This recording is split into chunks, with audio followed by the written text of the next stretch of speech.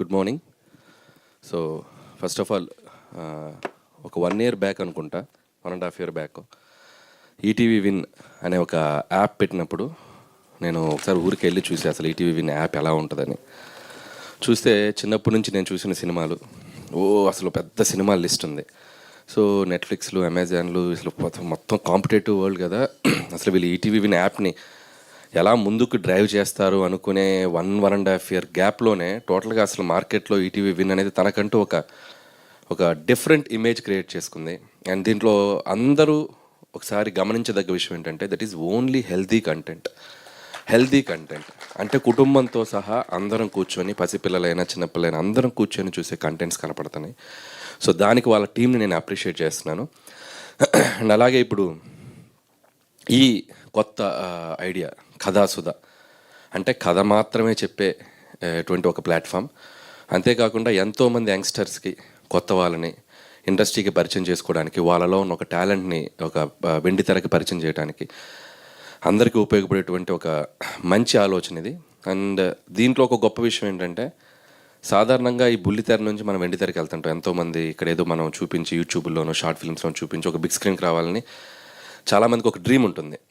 కానీ సో ఇలాంటి వాళ్ళందరినీ ఇన్స్పైర్ చేయడానికి వెండితెర మీద దర్శకేంద్రుడు ఉన్నటువంటి ఒక కె రాఘవేంద్రరావు గారు కూడా దిగి వచ్చి ఒక యంగ్ డైరెక్టర్ లాగా ఎప్పుడేదో కొత్త అవకాశాలు తీసుకుని ఏదో కొత్త ఫిలిం తీసినట్టు ఏదో ఇక్కడ వచ్చి నిలబడి యంగ్ టీమ్ తోటి నిలబడి ఆయన మాట్లాడుతుంటే నాకు చాలా ఇన్స్పైరింగ్ అనిపించింది. అంటే మనం సాధించింది ఏదో ఒక 7 సినిమాలు తీసే సిట్లు కొట్టాం కదరా బాబు, ఇంకా అసలు ఆయన చూసి ఇంకా ఎంత నేర్చుకోవాలి, ఎంత గ్రౌండెడ్గా ఉండాలి, ఎంత డౌన్ టు ఎర్త్ ఉండాలి, సినిమా నుంచి ఇంకా నేర్చుకోవచ్చు. అంటే ఒక సినిమా హిట్ రాగానే నాకు అంతా తెలిసిపోవటం కాదు, సినిమా అనేది ఎవ్రీడే ఒక లెసన్ మనకు కొత్తగా పరిచయం అవుతూ ఉంటుంది. యంగ్స్టర్తో పోటీ పడాలి, ఇంకా నేను ఏదో ప్రూవ్ చేసుకోవాలని చెప్పి ఆయన తప్పనకి నిజంగా హ్యాట్స్ ఆఫ్ గురువు గారు, హ్యాట్స్ ఆఫ్. అండ్ అలాగే ఇందాక రాఘవేంద్ర గారితో నేను కింద కూర్చున్నప్పుడు ఒక మాట అన్నాను, 20 నిమిషాల్లో కథ చెప్పొచ్చా అని. మన మచ్చరావు గారు అన్నట్టు నిజంగా కథ 20 నిమిషాలే ఉంటుంది. సో జనరల్గా ఒక సేయింగ్ ఉంది, కథని ఒక లైన్లో చెప్పగలిగితే, కథని ఒక వాక్యంలో చెప్పగలిగితే, అది అర్థమైతే ఆ సినిమా పెద్ద హిట్. అంటే ఎంత షార్ట్గా చెప్పినా ఆ సినిమా అంత డెప్త్ మనకు అర్థమయ్యగలిగిందంటే అది అంత పెద్ద హిట్. ఫర్ ఎగ్జాంపుల్ ఒక పెళ్లి సందడి గురించి చెప్పాలంటే, కళలోకి వచ్చిన ఒక స్వప్న సుందరిని ఎలా ప్రేమించి పెళ్లి చేసుకున్నాడు, సింపుల్. అది అంత బాగా అర్థమైంది కాబట్టి సినిమా అంత పెద్ద హిట్.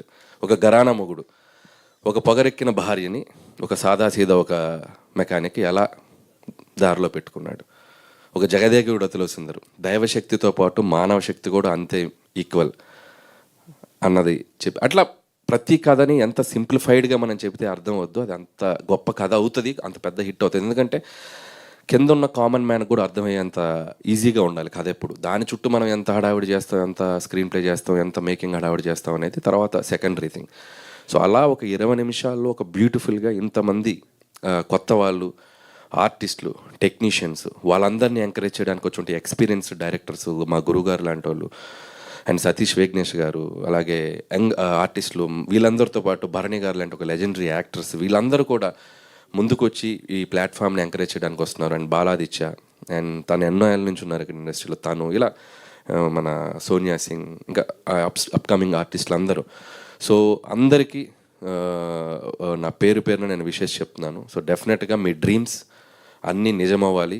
అండ్ ఈ ప్లాట్ఫామ్ నుంచి మళ్ళీ మీరు ఇంకో 10 మంది డైరెక్టర్ ఇన్స్పైర్ అయ్యే స్థాయికి ఎదగాలి, మీరు వెండితెరకి రావాలి, మీరు మంచి సినిమాలు తీయాలని నేను వాళ్ళందరికీ నా విషెస్ చెప్తున్నాను. అండ్ వన్స్ అగైన్ ఈరోజు ఈ ప్రోగ్రామ్కి నన్ను పిలిచినందుకు గురువు గారికి థ్యాంక్ యూ సో మచ్.